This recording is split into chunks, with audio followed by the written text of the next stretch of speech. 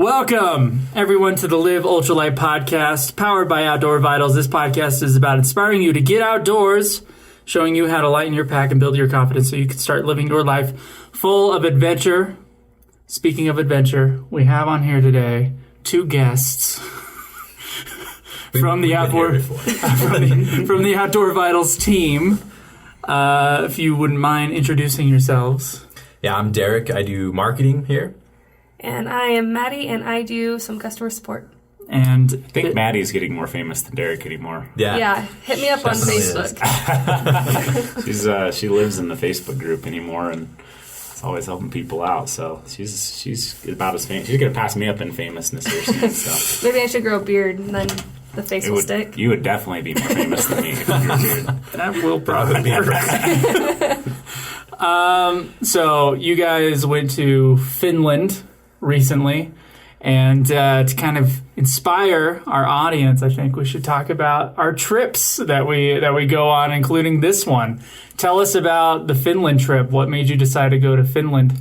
Well, Maddie and I, we like to go travel quite a bit, actually. We're always looking for deals, and it just makes it easier to travel more often, and then just whenever we get the chance, we kind of are going somewhere. So Madi is actually probably the best person I know to find a good flight deal. And so one day she texted me, "Hey, flights to Finland are like $250 round trip, and normally they're like above $1,000." And so I'm like, "Okay, we're going." And then we did. We scheduled the flights and bought the tickets, and from there, kind of just started getting ready. Yeah, leading up to it, we've been talking about things that we want to see during our lifetime and stuff like that. And something that was on his list was the Northern Lights. Neither of us have ever seen those. So that was one thing that was like, okay, Finland could check off that bucket list item potentially. So when you pair that with a good deal, that's really hard for me to pass up. So how do you find these flight deals? There's like a few different social media pages that will post them, or I have a problem stalking Google Flights. It's one of my favorite pastimes. So some people like hiking. I don't know. You just like stalking Google Flights. Hit and refresh every day. Usually like twice a week for sure. So yeah. Do you have like a list of things that you're just always like, all right, the flights change for this? We have a few places that we know we want to go. Like we want to go to Thailand, so I watched those ones. We watched China for a while. We actually had plans to go there before COVID. We had tickets to go there. We had flights already booked. Yeah. Right in 2020 around March is when we were going to go, but obviously that didn't work out. Yeah, so. And we also always watch South America. So those, like Thailand and South America are ones that we're always kind of watching. We still want to go to China though at some point. We want to go backpacking on the Great Wall and do what they call the world's most dangerous hike, which is just basically your path is like a metal or wooden scaffolding, basically bolted in the side of a 3,000-foot sheer cliff. You're strapped in the whole time, so there's a cable. You just wear a harness, and these guys have clearly never hiked with Derek. The most dangerous hike in the world is just following Derek up a boulder field. The guy he has no fear of heights and trusts every rock he stands on and steps on. I swear. Yeah. So definitely. It's gonna be like nothing to him. How long was the trip? So flying to Finland, we had a layover in Chicago. So from Salt Lake to Chicago was about 4 hours, and then from Chicago to Helsinki was 6. And so it was like 7, but yeah, close. On the way there, it was roughly 10-ish, 10 and a half on the way there, and then it's 11 and a half on the way back because of the Earth's rotation or winds or something. I don't know. Jet streams. Yeah. And it was interesting too because they have the camera on the plane, right. And like you always think like you go around like on a globe, but they just go like right over the top. That's how you know the Earth is round, I guess. But another confirmation. Yeah, it's faster. It is weird to watch that though. Yeah. Now, how many days were you in Finland? So actually in Finland, we were probably there 5 or 6 days. I think it was 5. 5 days. Okay, Might have been less. I don't know. for sure 5 full days, I think. You guys blitzed it. I mean, for the amount of travel time and the amount of time you were on the ground, you guys were running. Yeah, we always. I mean, we both have jobs. I have another job on top of working here at Outdoor Vitals, so we try to sandwich it on a weekend as much as we can so we can get more in. But yeah, I think we were there for 5 days, and they were long days. We didn't really leave ourselves very much time to adjust to the time change because it's 9 hours different, so it's basically day and night. But if you stay up on the plane ride there, you get a head start. So that's probably my biggest tip for if you're going to have to blitz a trip like that and fit a lot in, is just stay up the whole however many hours it takes until it's like a normal time to go to bed in whatever place you're actually visiting. Like, don't go to bed at like 5 p.m.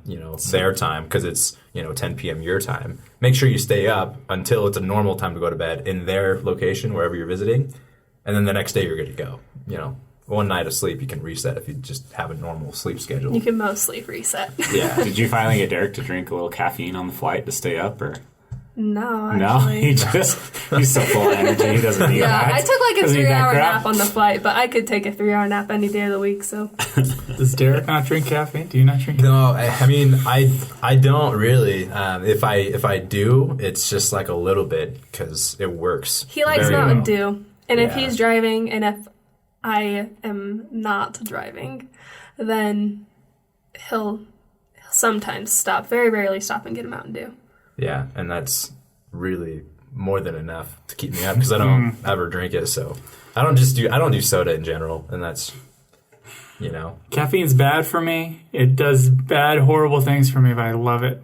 It's so hard not to drink it, so I can't imagine. Yeah. Derek's just a very clean eater. He's always the guy that would come off of a gnarly backpacking trip, and everyone's like, "Yeah, let's go to Wendy's," and so everyone goes and they buy like a double Baconator, and Derek's like, "I'll have a salad." Like, dang you, Derek! Now I just feel bad. So yeah. Then he married me, and I'm not really like that. So you're always baking and we bringing do okay. goodies. I do love baking way more than cooking, so we do okay on the meal side. But then I just come and ruin it with a cheesecake or something. So very good, very good cheesecake. That'd be good.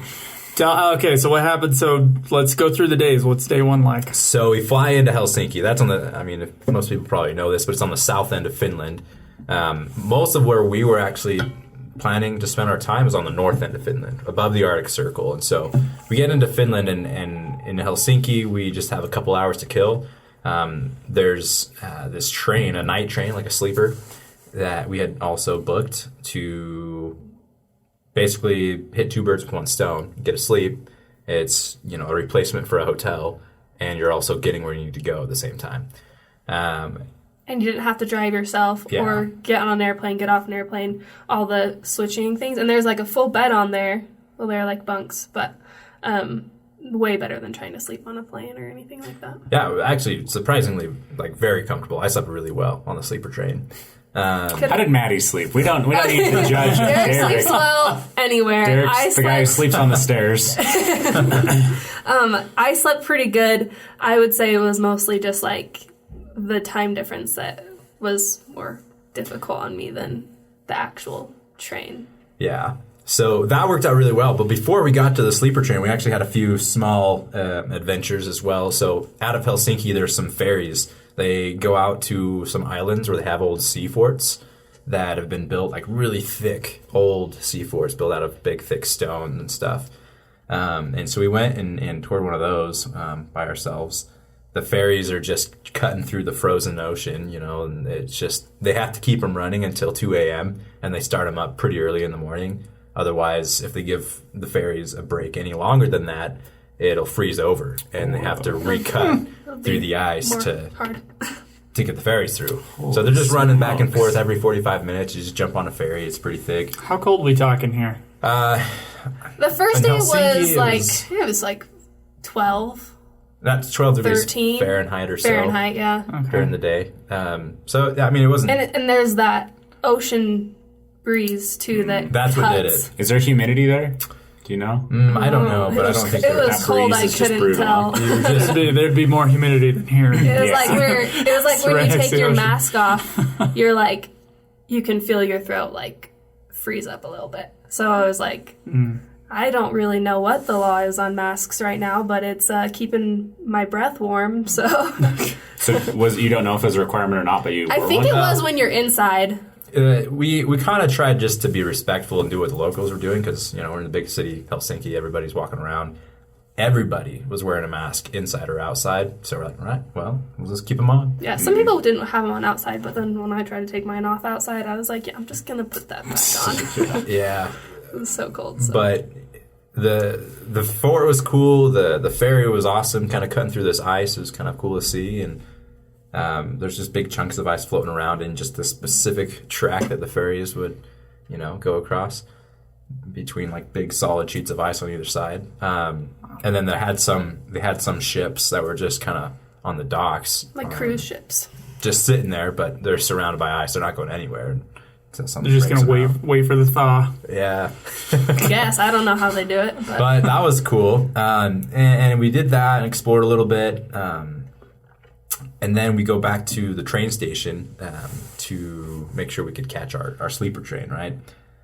At this point, we're needing to use a restroom and just could not find one anywhere. That was probably our number one challenge in Helsinki. The entire trip. And there were like no public restrooms. We were just going around, and in the U.S. there's usually like those signs that have a guy and a girl. And you used the wrong restroom. No, it's just like that means restroom, right? Well, over there in that train station, at least, there was one of those signs. There's like a guy and a girl with a box around it, and then there was an arrow up and down. So like, that just means restroom is either up or down from the floor we're on, because it's like you can go to the basement of the train station or you can go up. So we started going up and down these elevators and looking around for this restroom, and then come to find out, that's actually just an elevator sign. Yeah. And it's probably the same here. Yeah. I'm just like, we could not find anything that generally resembled. I was like, maybe that. So it is the same here. I've seen multiple elevator signs since.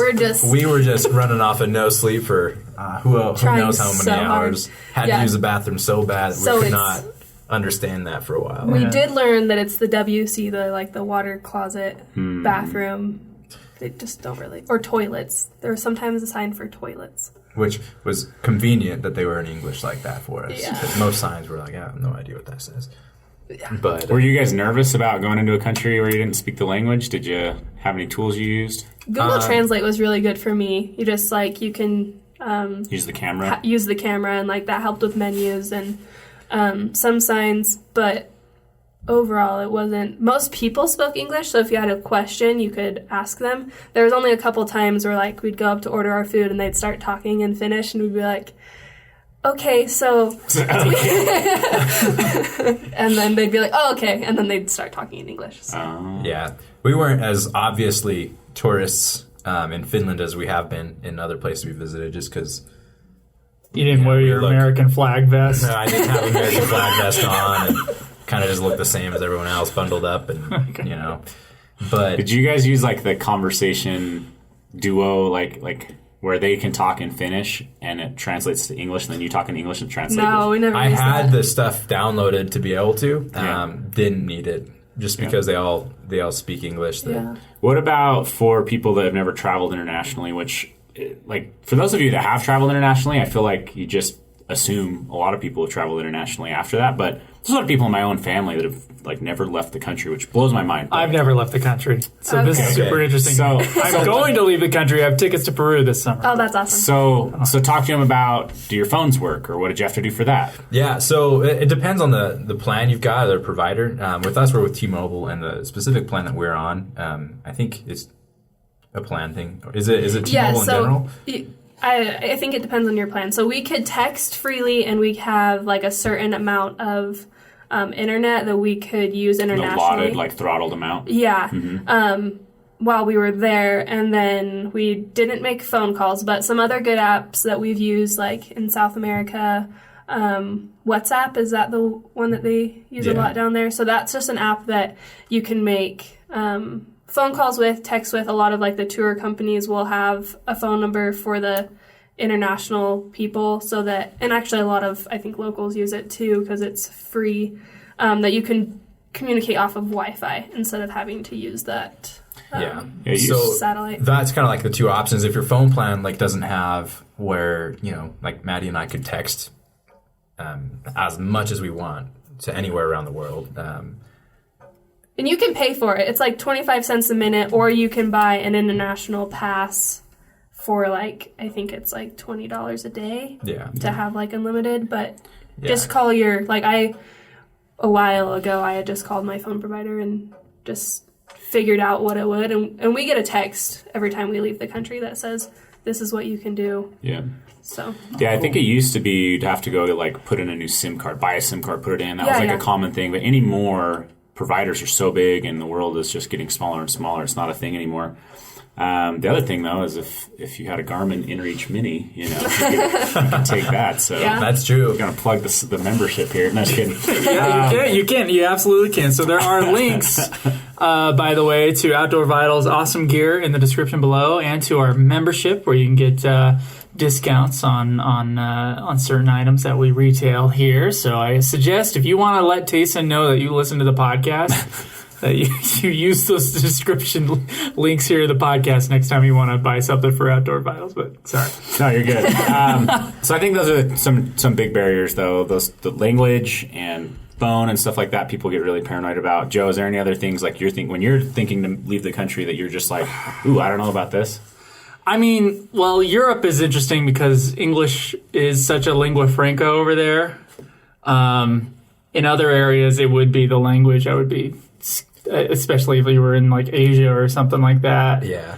So I don't know. I think that Google Translate tool is awesome for that. I've never been over to Asia, but I've used it in South America. I don't speak a lot of Spanish. Luckily, Derek is fluent, so he handles most of the conversations. But I can still get by using that Google Translate app. So very cool. Yeah. Samesies. Okay, so you get to the water closet. You find one on the train. No, yeah, we had to wait. Train. So our train had like the bathroom, shower, whatever, like in our room. You got a shower? It's like, so... It's a very cool shower. It's like a 2x2. Derek, if it gets smaller, it's cooler to Derek. yes. So it's like a 2x2 room where... So, like, the shower is like a swinging door. So you open the door to get in, there's the toilet, and then you can pull the wall around, and the shower is coming. So if I'm sitting right here on the toilet, right, there's the wall on my right that has a sink in it, a little tiny mini one, and this wall that the sink is on is the one that she's talking about that swings. And if you swing it, it basically covers, the sink goes over the toilet, and it covers it up. And now it's just like a shower head on the other side. Yeah, I'd never... So you kind of have to go out of the bathroom, swing it into a shower mode, and then you go back in. But that was in your room, like your private own bathroom? There were like some shared ones, tiny. but we got the room with our own bathroom. So that's way cool. Yeah, so then we just kind of did that, hung out, slept, and got up to the north end of Finland. And that's where we really started doing the stuff that we wanted to do there. All right, well, take us through it. What'd you guys do? So we're on day 2 of Finland. Yes. Yep, this is going to be the first full day of Finland because we got there kind of middle of the day into Helsinki. But the first full day, we get there, 7 in the morning? And we woke up, got off the train, and we ended up renting a car up there for not too much. It wasn't too bad. And that allowed us to kind of go and explore wherever we want. And so we do that, go find this little breakfast place, and... honestly, the breakfast is one of my favorite things about the food there. The funny thing is, though, with the breakfast is that they don't have... Like, we asked the rental car guy, I'm always asking for recommendations, like, where do you recommend going to breakfast? And he's like, I've never been to breakfast. Like, I've never been out to breakfast. That's Americans. So, so I, like, Googled it, and there was a hostel. There was, like, 2 cafes in town, and, like, one of them was, like, a hostel, and I was like, I guess we'll just go there because it had the best reviews. And anyways, I'll let you. Yeah, so we get there, and I think this is like the breakfast anywhere we went. Like later on, we had a hotel and had the same kind of food there, and there's salad. And that's another weird thing that when Maddie was asking the car rental guy, what do you recommend for breakfast? He's like, well, I've heard there's this place that has good salads. And I started thinking, wait, you guys have salads for breakfast? Yeah. Well, anyways, I ended up loving it because they do have salad for breakfast. They have like basically a charcuterie board across this whole, breakfast bar thing where it's just slices of meat, cheese, you got lettuce, tomatoes, fresh sliced, like really fresh Always stuff. fresh berries. They Tons have of fresh berries with every meal.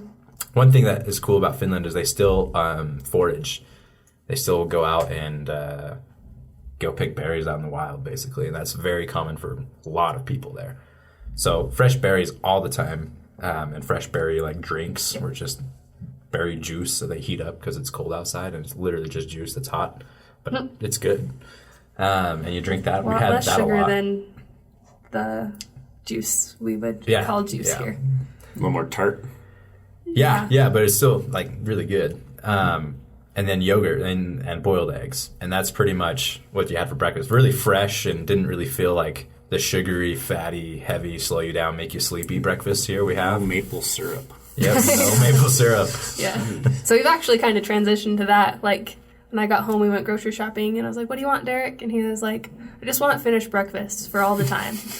So now pretty much what we've been eating for Salad the for last 2 breakfast weeks. is an interesting idea. You Like, I feel might really feel fresh. good. Yeah, It I'd like feels to eat a amazing. salad. It's And it's not like just a salad. You can still have, I like a little bit of sweet, so like the berries and stuff and a little Well, bit then of they yogurt. had cookies, too, like biscuits and tea kind of a deal. Like the butter biscuits that are like way delicious. Or No, they're like cookies, like almond cookies is what they had at that place. Okay. I think. Yeah.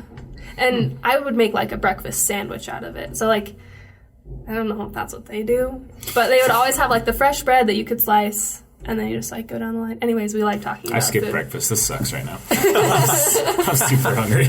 But that was our first bit of food that we had in the north end of Finland, and this is a little town. It's the biggest town in the north end, by the way, but it's not big. How big? How big? There's 60,000, wait, I think it's this town? Rovaniemi. Rovaniemi. Yeah. There were 60,000 people there based on Google because I Googled it. So that's about a what big Cedar city City right is. there. Yeah. It's about... That's double our city size. Yeah, we're 30,000. No, I thought that we have... No, I think we're 30. 30. Yeah, this is a tiny little... Maybe with the college kids, we break 40. And with Enoch, though. I think that's including Enoch. Oh, wow. We're so... It's pretty small though, and it feels small too because Yeah. it's kind of spread out. And I think Okay. Finland is 80% forest, and so you've got a lot of forest between a lot of stuff. And so There were some like there was a lot of 4-story apartments, but like the actual city was very small, and then just kind of like some houses here and branched there. out. It felt very similar. So are you going farther north from Helsinki, or Yeah, so this is. does this everyone is know where north. Finland is? Well, everyone I talk to thinks it's an island, so no, Island, huh? it's not. It is. So Russia, everyone knows where Russia is. It's to the northwest of Russia. It shares a little bit of a border with Russia. Yeah, so it's up there by Sweden. Yeah, right by Sweden. Sweden and and Norway are close by. It's Yeah. it's probably So the you're northernmost of the Scandinavian countries. Yeah, you're even more north than like Norway. I had a brother who lived there for a couple of years. Yep. That's So Rovaniemi is actually the gateway to the Arctic Circle. The Arctic Circle goes like basically right through town. Cuts right through. yeah. the I middle. saw it. Oh, Right you there. did? It's way north. Tayson's looking at a map for anybody. Yeah, yeah. So that's very north. Yes, sir. Helsinki's at the south, and this is right at basically the gateway to the Arctic Circle. And from there, we after breakfast drive even further north and cross into the Arctic Circle a little deeper. And the sunset was happening, and I think it that was was the sunrise. Oh, the sunrise. Yeah, excuse me. That was probably Felt like It's a blur. yeah one of But your favorite parts. That was I think. because it was like the first time. Because in Helsinki is a big city. There's not like a ton of nature. Then being in the city with that, and so just like leaving the city, it was just like all forest, all these beautiful flocked trees with snow, and this pink purple sunrise that just like carried over all of the clouds. And Derek's like driving, and I was feeling bad because I was just like, this is so cool, just looking at everything. And so like even for like that whole first day, I was like, it's really hard to compete with that sunrise that was this morning. It was just so peaceful. It was pretty incredible. I still got to see it even though I was driving. Which, let me back up for a second. We've talked about a few transitions we've made off of planes and trains and cars and whatnot, but it was actually very easy to do that because we've talked about this before on other trips, but Madi and I just kind of one-bag traveled. So we weren't like lugging around a lot of luggage. It's just our backpacks, which we had our Cody Wells, which I'm sure Joe will throw a link for that. Yeah, link is in the description for the Cody UL pre-sale.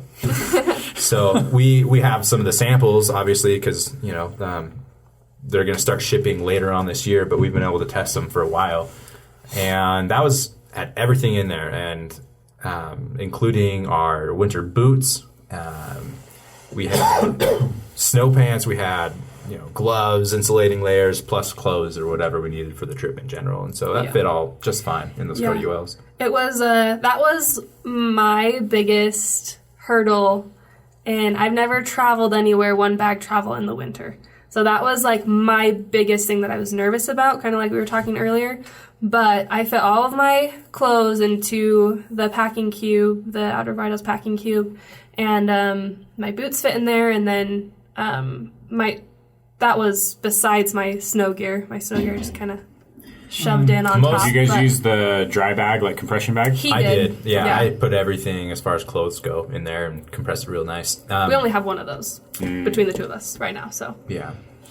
But really, we used our winter boots. Those are the bulkiest thing in our packs, and really we only had them on the flights. And then when we were actually in Finland, we pretty much wanted those things on because it was so cold outside. I was told I should wear them, and I did not want to because I knew that it would look silly. And so I wear my to get over there. Yeah, but I was like, if I can just fit them in this bag, I'll be like 100% more comfortable, even though it's like more heavy in my pack. I just didn't want to look so tourist. Which the boots we've got are Sorel. They're really nice, warm boots. But they are a little bulky and they take up some space in your pack. But that even with them in our packs for the flights, like neither one of us really wanted to wear them on a plane. We still fit everything, and we were okay. Yeah. But I'm actually surprised at that with boots and clothes in that 45-liter pack. Snow gear. Our snow gear mostly. Well, we have like our ski stuff, and then we had we both brought two Nova Pros, and I actually brought both of my Ventuses. I think Derek brought one of his. And that was more than enough to keep us warm the entire trip. And so those are all very packable items that just made it doable. Otherwise, I don't think we could have done it if we didn't have packable down jackets. Yeah, so you guys had snowboard pants or puffy pants or what did you snowboard we pants. Just had our snowboard pants, so those are bulky as well, but they work really well for what we were using them for. And once I threw my snowboarding pants in like the compression bag, they actually compressed pretty well. But that's where we were using it. We started to use it when we were first got to Rovaniemi. When we got off that train, we had kind of started bundled up a lot more than even in Helsinki. Because it's -2 this day. Yeah. So our first full day Fahrenheit. That's just the temperature that I saw. And it was the middle of the day, so very well could have been the high. Yeah. -2 Fahrenheit is a high. That's what we saw as we were getting to the cottage that we went dog sledding. That's where we were driving. We were driving out to this little husky farm, basically. There's a family out there, and they raise huskies and they train them. They have some people they hire to help them do it, but they have about 90 huskies in their kennel, and they train them all and go dog sledding. And so we kind of drove up to this little cabin, this little cottage where they kind of run their operations and stuff, and they live nearby. And So they do it strictly for tourists, or do they use it for anything else for them? They race. She races. So it's a husband-wife team, and she will do dog shows and races, and it's just like one of her hobbies. It's like she says, I do the dogs, and he does the. They had like a campground. They had like little tiny homes that you could rent. Yeah, they run that campground right next to it all year because in the summer there's a nice lake. It's frozen over when you're there. It's just snow and ice, but that's way cool. So they have a campground, their dog kennels, and doing the private things. So you guys went dog sledding. Yeah. Were you both on the same sled? So we got to switch. Yeah. So one of them... What are you riding up front? Yeah, so I like sit in the basket. And then one of us drove. Derek started driving, and I was like, I don't know if I want to drive. It's like, how many dogs are pulling you guys? We had 7. It depends on like how much you weigh. So they put 7 on for us. It was us, and there was another couple as well on another sled. They had 8, and then the wife that Madi mentioned that is kind of like running this whole thing. She was up front with her own team. I think she also had 8. Yeah, I think 8's pretty standard. If you had Balto, you need like 3. Yeah.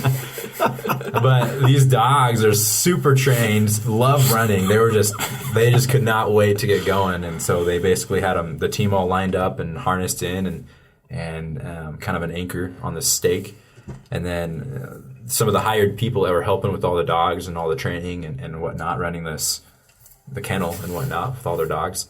They came up and you ready? And then they'd pull this rope and it would release the little anchor, and they were ready to go. They were already running in place before the anchor was released. So that was fast, and so it was already -2, and we're trying to figure out how to drive this sled, and that was really fun. And we take off through the woods, and we go pretty far actually. And like, how fast do you think you're traveling? Just out of curiosity. Easily 15 miles an hour. Yeah, 15, 20. Yeah. Dang.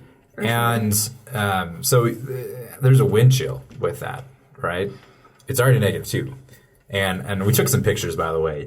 But while we were just standing around for 10, 15 minutes, there was already frost growing on every bit of exposed hair or fabric particle or anything.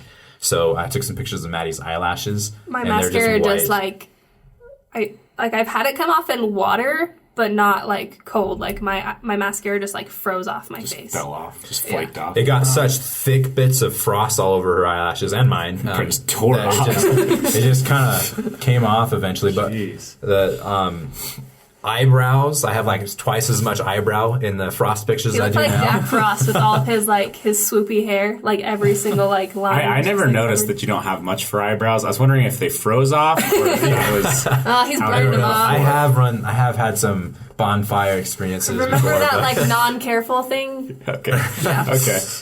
But yeah, everything was frozen. And then when we take off on the dog sleds, it's even colder, and to the point where, I was driving, every bit of our skin is covered except for my eyes. We should have brought goggles, but we didn't. But we had buffs and hats and everything.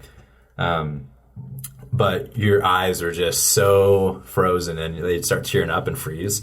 And so at points it'd be like my eye would freeze shut because the ice on my eyelashes are just they get stuck together. So I have to fight to open them and drive the sled and figure out where we're going. You're not telling Maddie this, though. She thinks you're totally in control. She thinks I was... Well, I was experiencing the same thing, so I knew it was happening. But that was fun. And we learned quite a few different techniques on how to drive it and slow it down or stop the sled and whatnot. And that was a lot of fun. We switched off later so that, Maddie could drive as well. We kept going, pretty far. I was really good at drifting. He didn't like that. He was really scared of it. I was like, we're going to drift around this corner so hard and lose it. It was like... the dogs are going to run away. We're going to be stuck in the middle of this woods here and totally lost or something. But it was more fun, right? It was fun, actually. I feel like I'm a pretty bad backseat driver. Yeah, that was kind of. It's got to be an interesting scenario where you're in the front seat, getting driven from behind, drifting around corners, Yeah, it was. And you can fun. just watch their reaction too, as they hold on tighter. With the sleds, though, they're like this traditional looking wood thing. It's not like it looks like the same style of. They must have been tied together. There's a lot of flexibility in it. I think it's on purpose because you have to lean quite a bit, and you could feel the whole sled kind of contorting as you kind of put your weight on one side. Yeah. So the sled itself actually flexed a lot.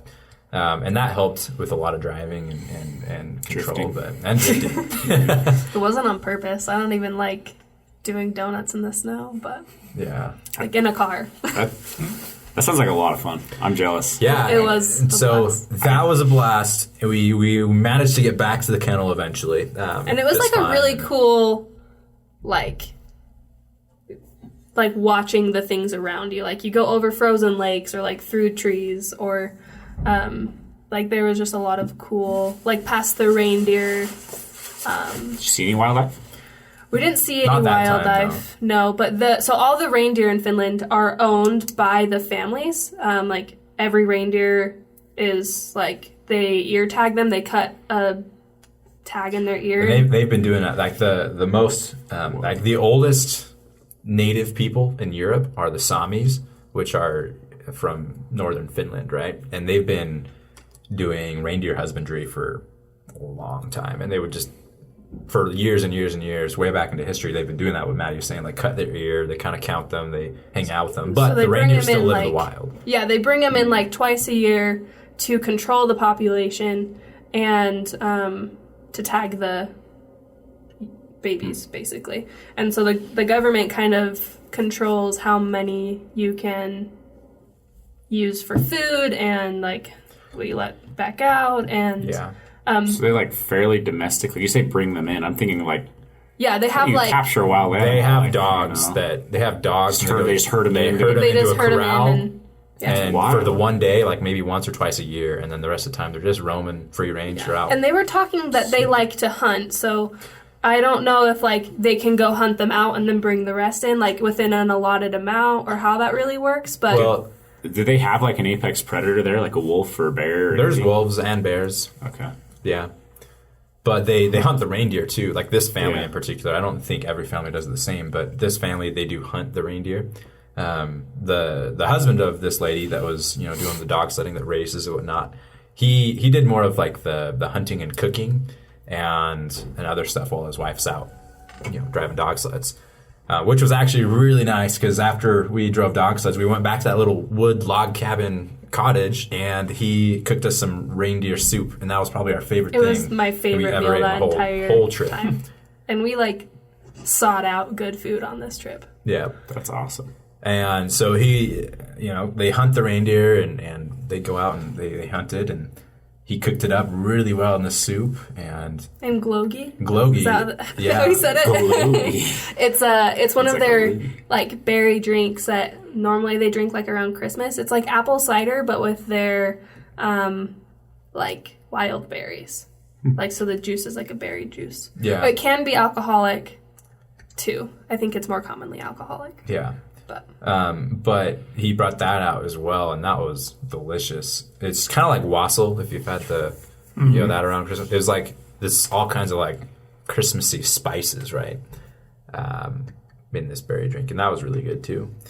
So we had that after dog sledding, and then we also got to meet all the dogs in the kennel. Some of the workers there.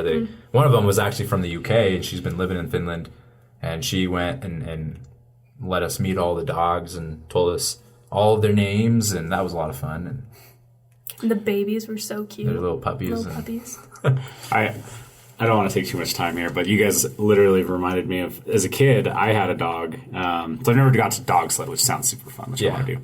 But I had a dog named Scooter, who, funny enough, later in life started to help me by pulling my scooter around. So all my friends literally had like electric scooters, and I didn't have one, and so I had a push scooter, and then I had this dog that was like my dog, and he was a little Jack Russell Terrier, right? And I got a harness for him, and I hooked him up to my scooter and I was just playing around, and he loved it.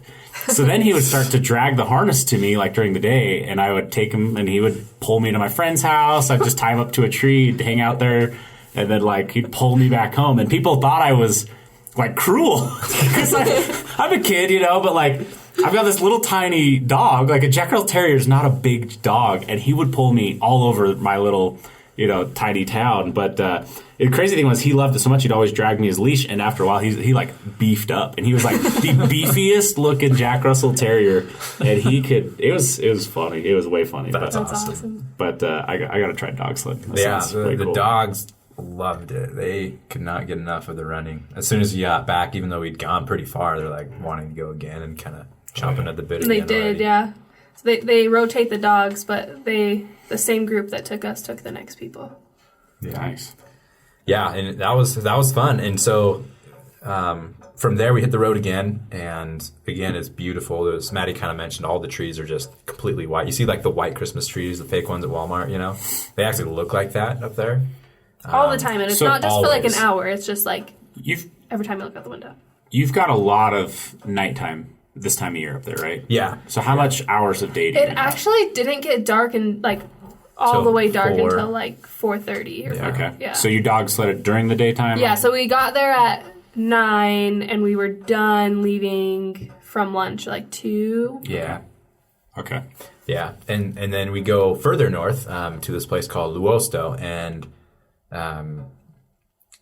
that's just kind of a big part of Lapland. You know, if you ever heard about the Lapland, that's where like the Sami people have been for a long time, and you see all like a lot of traditional Finnish stuff where they have, you know, the cool hats and pointy little shoes. Not as much as we would have seen. That's where that came from, is kind of that area, but yeah, not as much as we would have seen if it was even further north. This is just like the very beginning of it.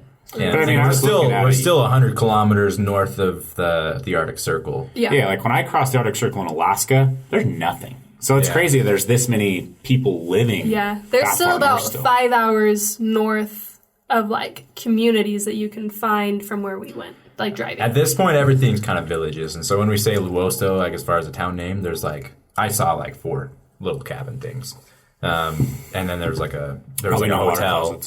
But yeah, but like every little town north of the Arctic Circle now is kind of pretty small. Yeah, a village is what they call them, just villages. I feel like everyone just owned so much land, or it was just like public land, just family land, just forest. And then we actually stayed. We get to this national park up there called, I always butcher the pronunciation, but it's like Puhai or something like that. And so we stayed in this hotel called Puhatunturi, which is like right on a snow resort where you can go snowboard, skiing, whatnot. So I ended up doing that at night. I go snowboarding, and I hit my wall at about 5 o'clock and was not doing that. So I went outside. It was like a steep mountain, and I'm not that great. Like I snowboard, but like only for the last 2 years and not very much. And I was just like, have fun. We already had all our snow gear. I just rented a snowboard and away I went. But I was blown away, actually. Almost literally. At the top of they have the lift going, right? And like, how many people are at this resort? You're saying the towns are like 4 houses. I mean, how do you have a ski resort up there? So this is a little bit further, and this is more of a tourist area, and there was a lot of vacation homes. Like, specifically on this mountain.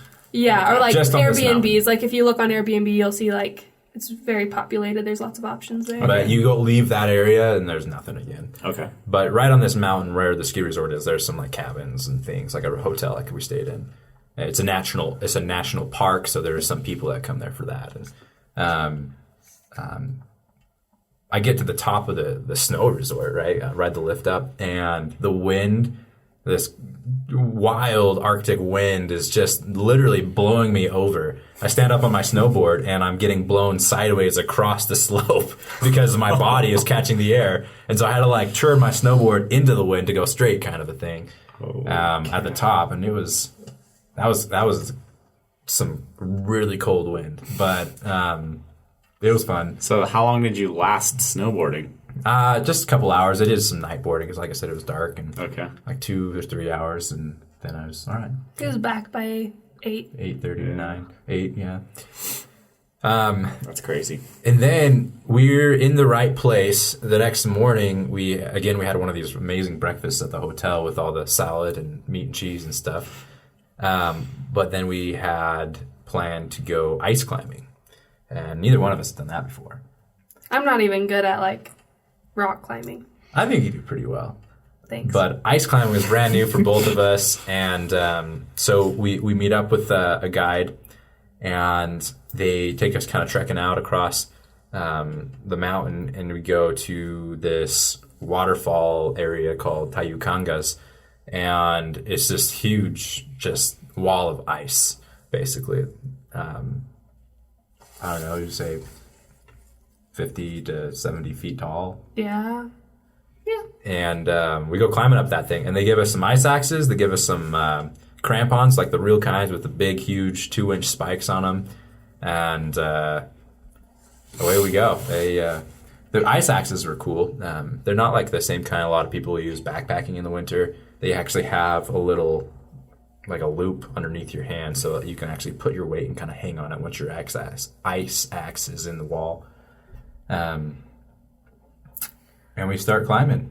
Ice is hard to get your you gotta swing it hard. You gotta swing it in there. It was like, it was easier to do the axes for me than it was the feet, because like especially when there would be like a bump that comes out of the wall. Like if you think about kicking, you have to like kick hard to get your spike into the wall, and like you have to kick with more of like a straight leg or you get bruises all over your knee like me, because I would like hit my knee and then my foot. And so like that was like definitely I was inexperienced and I learned a lot, but it was fairly easy to pick up, and like you had to like learn to trust that the single spike on your boot was gonna hold you in the ice, and you could just like step. The trust factor's got to be significant. Yeah, and we were belayed. We were safe.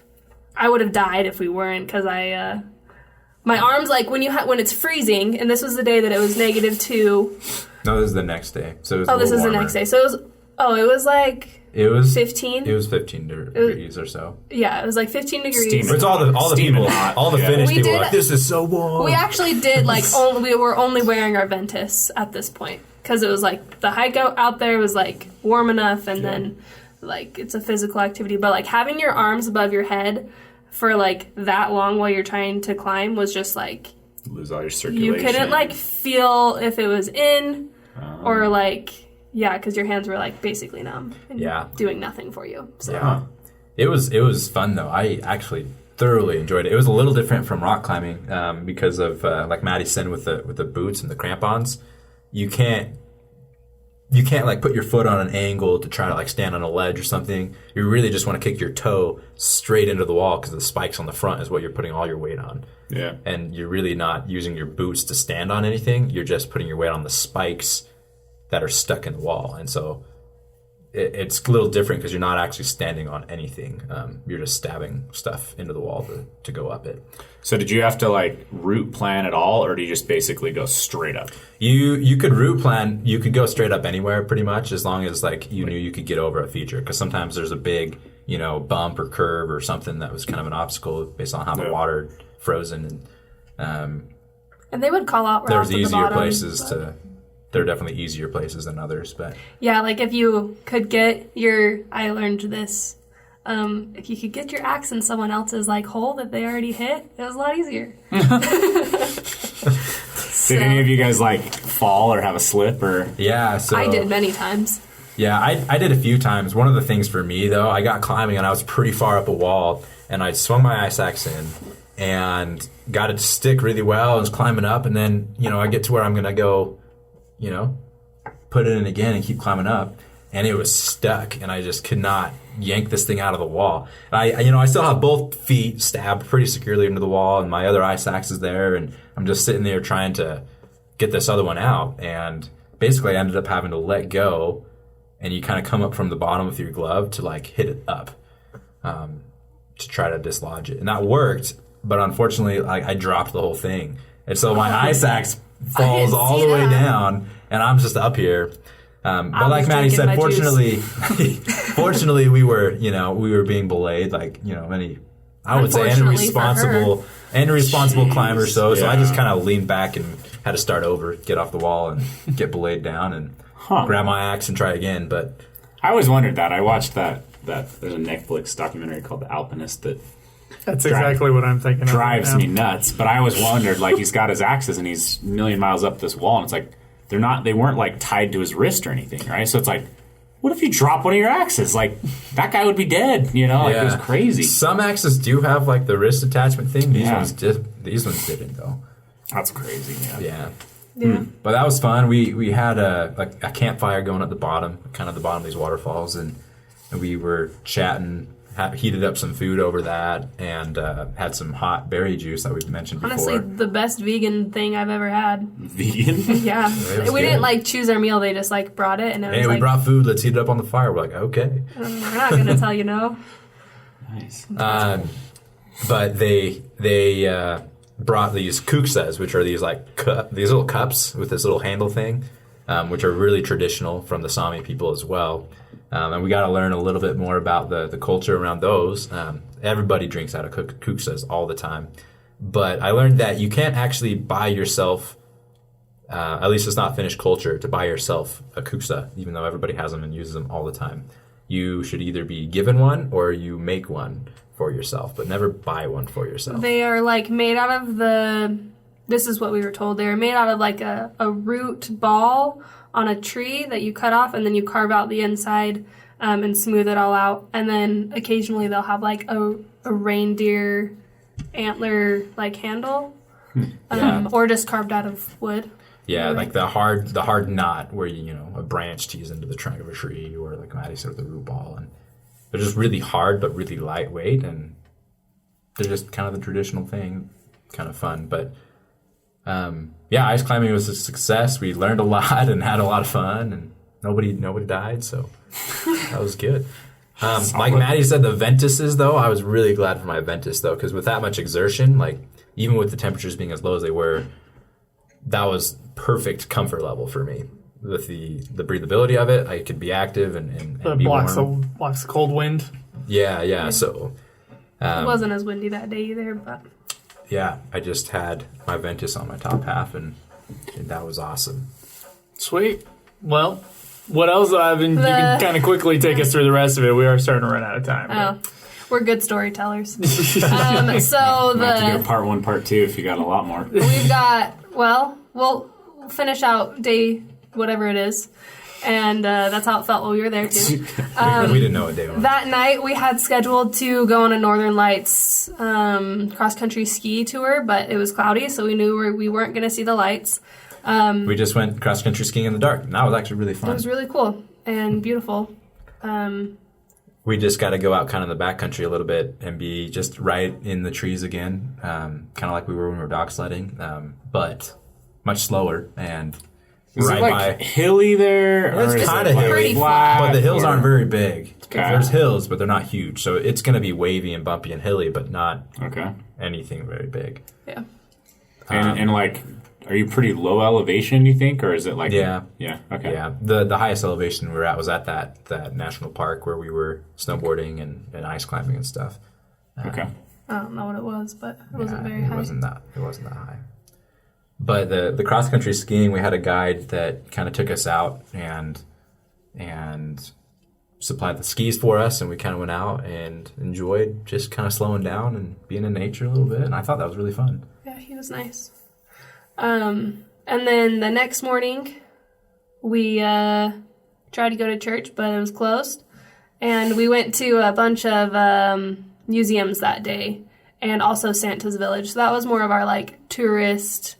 I guess it's all tourists, but definitely more of the tourist day, doing like some shopping, and we went to the Arcticum, which is a really cool cultural and science museum that's very popular. A lot of cool information about the Arctic Circle and just life in the North in general, whether it be like wildlife or the people or the Sami people. Yeah. We got to learn a lot about that. So, and with the Santa's Village, I guess I'm saying like that's like a normal thing. It's like probably the most popular thing for people who go to Rovaniemi to do.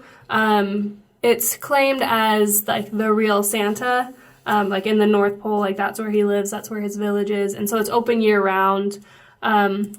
You can go and mail postcards to like from Santa to kids or wherever you want. I better be getting one. Yeah. Except for to the U.S. They we didn't were really have an option. We were for gonna that. mail some to our nieces and nephews, and then they didn't have an option for the U.S. It was like just mostly maybe it's too Europe. expensive. I don't know.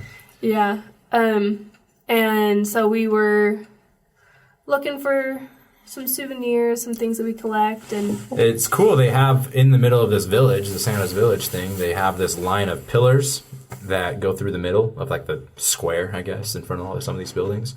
And that's just like the Arctic Circle. It cuts right through the middle of Santa's Village. Wow, cool. And so you could, jump through on either side and cross the Arctic Circle that a was million fun. times. But we found this little cabin off to the side of the village, kind of. And they were selling a bunch of souvenirs as well, but they were all like handmade reindeer things. They made out of reindeer antlers. And so they would custom engrave it for you. And so we had a custom engraved reindeer antler cheese slicer thing. Nice. Because Maddie's like, breakfast. if we get souvenirs, For we your we have to breakfast. get stuff we'll actually use, not just look at. I'm like, okay, well, we don't have a cheese slicer. yeah. You can slice some cheese really Take easy a with that cheese thing. slicer on a plane? Yeah, I googled it. Wow. Okay. All right. There you go. You can take like a regular razor. So we got that custom engraved on an antler handle Yeah, thing. because you're doing carry-on too, so. Yeah. Yeah, because we just had our Cody Wells, so. Yeah. That night we got to go to the. Do you want us just to rush through the rest? Yeah. So that night, Just the highlights. we went to a snow hotel. It was all made out of snow. That had like really cool carvings inside. They had like professional carvers come in and carve like an ice princess or a bear or Like a really intricately. fish, like very intricately. It was very cool. And we ate in the restaurant that was all made of ice. The tables and the benches and the dessert plate was shaped like a snowflake and made out of ice. So if you can picture this as like a network of tunnels in this ice hotel, and they go either between rooms or the restaurants, and you kind of go in there and they open up into the bigger rooms that they've made, and everything anywhere you're at is just like carved really intricately and beautifully. And when we sit down on the restaurant, the tables made out of ice, the benches we're sitting on are made out of ice, and even some of the plates when we ate were made out of ice. And they had like reindeer fur on the benches, which is the fur is hollow inside. And so it's a really good insulator. And so that was totally warm to sit on. But we had some delicious salmon. That's why the Ventus is so warm. It's a hollow fiber. Yeah. Yeah. So that was a really good meal as well. And it's really cool. There's no infrastructure in this hotel either. It's just ice and snow that they've put electrical wiring through for lights. And that's it. There's no wood. So they or just metal. redo it Is there every year. doors? No. There was curtains. So you go into your room and you pull a curtain. Yeah. Yeah, and then Most they of have- the rooms had like a little pathway Okay, like a that little kind of like curve. made Yeah. it more private. Okay. So yeah, and there was like an ice bar and an ice restaurant, and it was on this really pretty land. We got to pet and feed some reindeers. They had an albino reindeer We have there. to post some photos. 'Cause it's just hard to visualize yeah. this, you know? Yeah. Like it's... We Sounds did incredible, take some photos and try to film some video stuff we were doing. Yeah, so going we have tubing some onto things. the frozen lake was fun. Yeah, they had the lake. You just sled down this hill and you go way out onto the You lake. like luge out there. Yeah. Yeah, Wow. that was fun. And then the next day, or actually that night, we got back on the train to go back to Helsinki. And our plan was to do more museums and stuff. And then we learned why... Because originally we were going to do that on like the first day that we got there. And we're like, we don't feel like doing that. Let's just switch the days. And I remember why I had it planned. It was because all the museums were closed on Mondays. But So we just kind of wandered around the streets. we did like a food of tour Helsinki. and got like a Nice. bunch of different... It's your best food. Like, it was mostly just like the baked goods. We go into little that we cafes did. and little shops off the streets and say, Yeah. what's the best, what's the most traditional, and they tell us whatever name it was that I can't remember. They just had like this cinnamon croissant that's probably just very That was her European. That was favorite. just like so good, very like buttery, and like the sauce was just very good. Yeah, and that was it. We from there, after walking around the streets, got back on a little Went to train. a Target there. It was not nice. It's like a It was like a- like, yeah, it was not like the Targets here. don't know Not how the to describe Target's it. nice, but it was like the basement of the mall with like exposed wire and ceiling, and it just looked like a total bargain store. Huh. Like, yeah. That's the interesting thing is like franchises in the U.S. aren't necessarily the same franchises overseas, it seems like. So like McDonald's in a lot of countries is like Yeah. a premium restaurant. Yeah. Right? Yeah. And like Target here is like more premium than say Walmart, but they're yeah. it's you can't always rely on franchise your Yeah. opinion of them here. Yep. So that was kind of the last thing we did back in Helsinki, and so then we got to the airport and flew out of there, and that was it. We They had a really good bus system. going back train system to there. the Northern Lights, like that originally we had kind of wanted to see when we booked the flights. We didn't get to see them in Finland because it was kind of snowy and cloudy the whole time. But on the way there, I don't know if we mentioned this, on the way there we actually looked out the plane window. It was nighttime. We were over Greenland or something. And they were really, really bright outside the plane window. It was incredible, Nice. kind of almost like you're flying right by them. And so we did see them. Got to check that off the bucket list to see the Northern Lights, but we were actually flying right by them. It was kind of a different, cool perspective. I No, think. we were expecting for sure. That's cool. Way cool. I hope this inspires our audience to get out there, take their code UL that they will have purchased through the link, one that ships out later this year, and go travel. One bag travel. There you go. One bag traveling in Finland with the code UL. That's how we can wrap it up with our outdoor vital stuff. Do you have any general travel advice when it comes to that kind of thing? The one bag travel? I think, and I said this before, if you're nervous about something that you don't have room for, but you've done the research and you're pretty convinced that you won't need it, but you're nervous about it, just leave without it. And if you find yourself in a position where you're like, wow, I really wish I had this, then it's usually available. Or in Derek's case, he ran out of deodorant and we just got more. Yeah. So you can just use Maddie's. That's what I would just make sure you have the most necessities and kind of weed out, and you'll get better every trip that you take, knowing what you need and what you don't, and kind of go make a checklist and start from there. You can't one bag travel very easily if you're fear packing. Yeah, you can't. It just doesn't work because you can't fit everything that you're afraid of into a pack. So fear packing or packing your fears. Yeah. And I usually choose one or two items that are fear, luxury. I just call them luxury. Luxury, that's good. I'm afraid of not having. It's I get my base weight down to 10 pounds, and then I pack one or two luxury items to get to 12 pounds, and that's how I that's your comfort personally zone? do it. Yeah. So I don't think that's bad at all. That's kind of the whole point of being able to be super light. In some ways, is then you get to have maybe buffer room too. Yeah. I think another tip is just the type of stuff that you do bring is also important. You can one bag travel with pretty much any gear, clothing that you have, but it is a lot harder if you don't have lightweight packable clothing, for example. Everybody's going to have to take clothes on any trip, or for our case, we got to bring clothes and insulating layers, right? Which we could have done either way. But it was a lot easier having things that pack down really nicely, like our Nova ULs or Nova Pros, or just stuff that compresses. I had some merino wool shirts were the shirts that I brought, rather than a more bulky cotton shirt that didn't that would stink after one use. The wool, I wore a wool shirt every single day, and I didn't even switch it out. I wore a Dragonwool hoodie, and for the 5 days, pretty much wore that, and.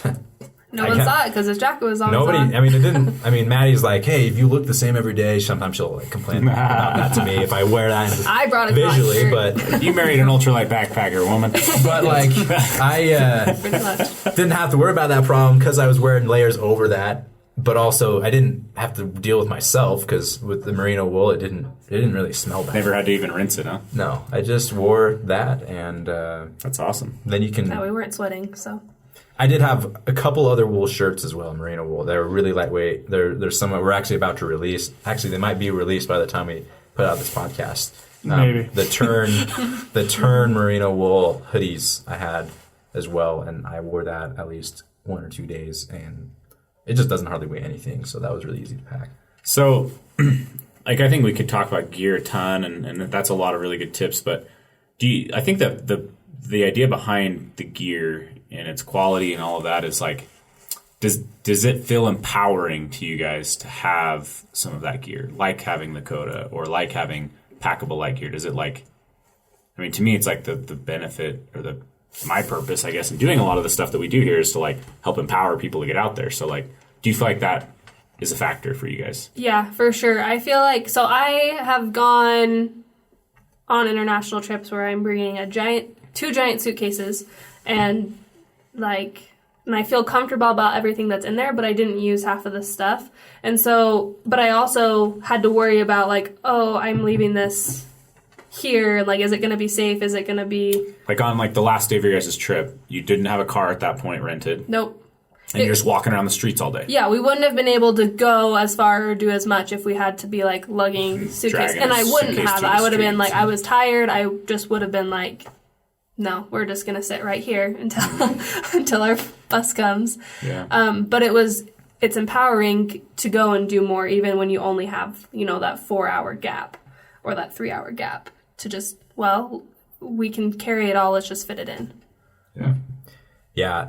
It definitely made it easier to do stuff, even beyond just having one pack and be able to go anywhere with just that one backpack. the fact that we were able to bring all our insulating layers as well. The fact that they were light enough, compressible enough that we could bring all of our insulating layers, that just opened up a lot of opportunities for us to do whatever we wanted to do. Like, we didn't really plan for me to go snowboarding, but I already had all my stuff, and didn't cost me any more to go try to hunt down a coat and some snow pants or something somewhere. I had it. I could just do whatever I wanted because I had the gear to be able to do what I wanted, and it wasn't slowing me down or hindering me because it was, ultralight. So I think that's the other side of it, is if you have the right gear, it gives you that peace of mind in the sense that if you find something you want to do, you are enabled and empowered to do it, even if it wasn't necessarily seen or in the plans before.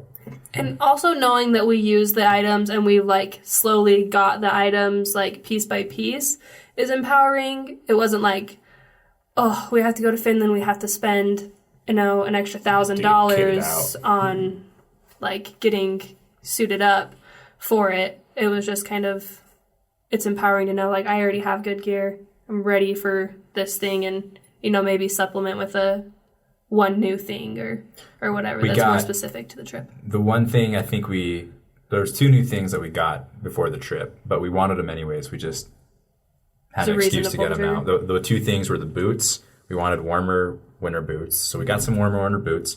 And then we got another Nova Pro. We already had a Nova Pro, each of us. Yeah. But we figured, you know what, there's another color that we really like, and we wanted it anyways. And now if we knew if we're going to be a -2 as a high on some of the days, 2 Nova Pros would probably be helpful. And now we have an excuse. But I don't want to drag this on longer, but would a Nova Pro and a Nova UL would that have been nearly as effective? So you had different pieces instead of duplicates. Or do you think you needed all of the 2 Nova Pros? I think I could have done a UL and a Pro. And that's bearing in mind we did also have Ventus on underneath. Right. So there's a lot of layers. Mid-layer, puffy layer. So, but I think the reason we went with the Pro in this case is that we know that we'll use them more here. So it wasn't just going to be... a UL is... would have been good for that, but we'll use the Pro by itself more in the weather that we have year-round. Yep. So cool. All right. Well, thank you guys. For the audience at home, please feel free to send us your comments, questions about backpacking or travel, cool outdoor stories, or ideas for future episode topics. We will read it on the show if we think it'll bring value to the episode, and you can do that by commenting on our brand new Live Ultralight Podcast YouTube channel, or you can send us a comment at liveultralightpodcast@gmail.com. And if you put any positive iTunes reviews, by the way, we will read those on the show as well. So please be sure to subscribe on iTunes, Spotify, YouTube, or wherever you get your podcast. Thank you, guys. We'll see you out there on the trail give us a solid Finland or goodbye wherever. in a Finnish accent. I would do that. All right. See ya.